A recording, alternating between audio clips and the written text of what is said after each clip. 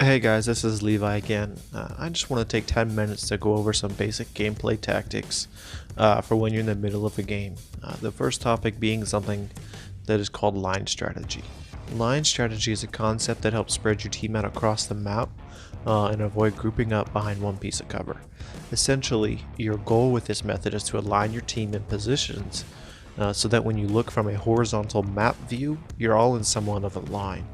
You can take a look at this map of Dead City for a basic idea. This is not the exact positions that you need, but something that could be used as a guideline to follow in the future.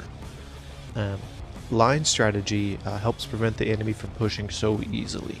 So if you are all grouped up on one side, the enemy could easily go to one side and take those beacons.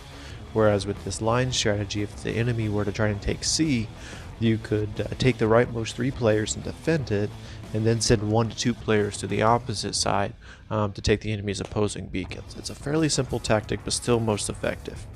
If you guys have any questions about how line strategy works, if there's anything that you didn't understand, don't hesitate to shoot me a message on Discord. The next point I want to briefly touch on is beacons. Some beacons have a higher priority than others. I'm not going to spend a bunch of time going over it all today. Rather, I just want to touch up on the importance of capturing beacons. Beacons win games, except TDM of course. Yeah, you can win by botting teams out, but that's rather hard to do if you can't keep your beacon bar full. We can actually hold 2 beacons for 6 minutes and 30 seconds before losing. So if you can't get a 3rd beacon right now, that's fine. Take a minute, discuss a plan of attack before moving in. Don't just sit there and throw bots at them. Similarly, holding 3 beacons wins the game. You don't need 4 beacons to win. If you guys have 3, don't throw bots away to try and get a 4 or 5 cap. Rather, just dig in, set up a defensive position, and wait for the enemy to push. This is where the line strategy comes into play. At Dom, if an enemy were to take a home beacon, don't try to fight them head on. Instead, send a few guys to go around and cap other beacons. This is why it's important for some people to save beacon runners for late play. Now, as you can see, my Phantom is running around mid-game doing nothing but capping beacons. I'm not concerned about killing bots necessarily. I just want to stop the enemy from 4 or 5 capping us.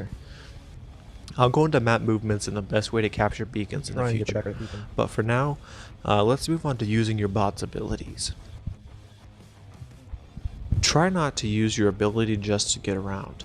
I notice a lot of people use specifically their flight to get close to an enemy, but when they land they can't do any damage and then they die because they can't kill them or escape. If you notice during this clip, I'm waiting for the enemy to get right on top of me before I take flight. I didn't rush out there to try to kill him. Furthermore, as you can see, I flew away from the leech. I knew I couldn't kill him when it landed, so I decided to go for cover so I can attack again later.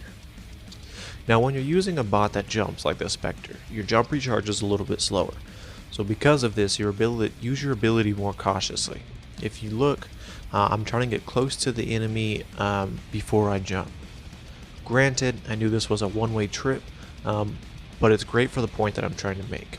Try to make yourself walk around more rather than using your jump purely for a means of transportation.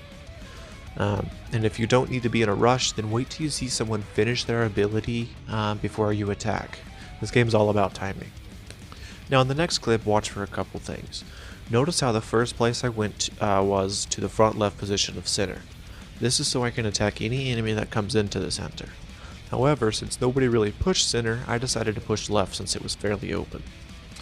The second thing to note is that I'm walking the whole way. I did not jump into the beacon. If I were to do that, then when I landed I would have been completely vulnerable. Now aside from me fucking my jump up, if I had someone with me, we probably could have taken that beacon. The next topic I want to talk about is how to approach an enemy. If you're in firefight, always try to split the attention of the enemy. That is, if you're attacking an enemy, attack from more than one direction so they can't just run behind cover. When approaching an enemy behind cover, approach from a direction that will force them to do one of 2 things. They're either going to run towards your team, or they're going to run towards you. That is, don't just run at enemies head on and let them run behind cover. The last thing I want to talk about is how to communicate with your teammates. I have here 4 clips that demonstrate different ways you should communicate while in comms. Now listen closely. Alright, I'm gonna spawn home, take my merchandise. Now as you can see, I did exactly what I said I was going to do.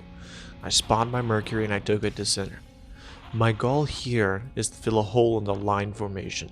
I want to put pressure on the beacon and hopefully try to take it. As you can see, I was able to push that bulwark back to cover, which enables my team and myself to get in a better position to hopefully try to take the beacon.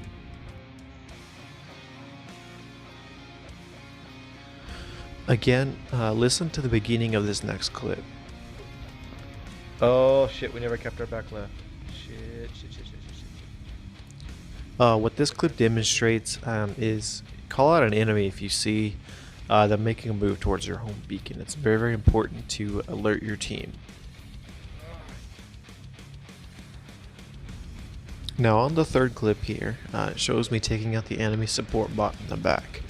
Now you can't hear it, but one of my teammates asked if someone could take out the Fury in the back.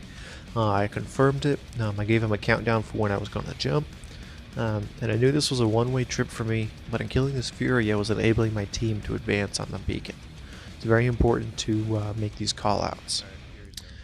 Now, this last clip reveals me telling a teammate not to worry about an enemy that was near Alright, him. the June flew off to attack our Ming, so I'll take care of him, don't worry.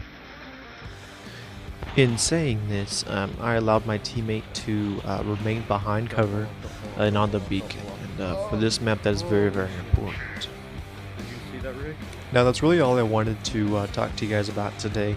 I hope this video helped to give you guys some pointers on how to be a better pilot as an individual, and also work better as a team member.